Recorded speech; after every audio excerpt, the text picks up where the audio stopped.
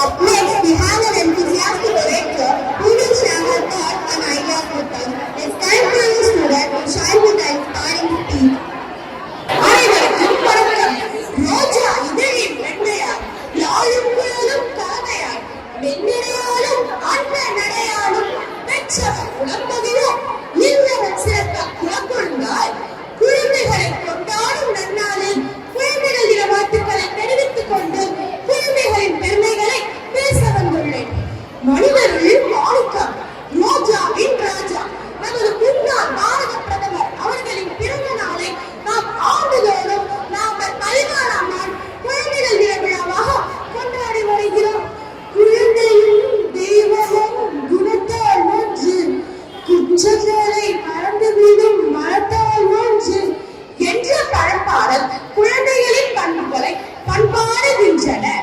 நல்ல பேரை வாங்க வேண்டும் பிள்ளைகளே, நம் நாடு என்னும் தோட்டத்திலே நாளை மலரும் முள்ளைகளே என்கிறார் மற்றொரு கவிஞர். எந்த குழந்தையும் நல்ல குழந்தை நம் மண்ணில் பிறக்கையிலே பின்னர் நல்லவராவதும் பிரியவராவதும் அன்னை வளர்ப்பதிலே என்ற பழப்பாடல் குழந்தைகளின் வளர்ப்பு பற்றிய அறிவுரை பாடலும் உளக்கொள்ளத்தக்கதொன்றோ. இன்றைய குழந்தைகள் புத்தி கூர்மையில் வல்லவர்களாகவே விளங்குகின்றனர்.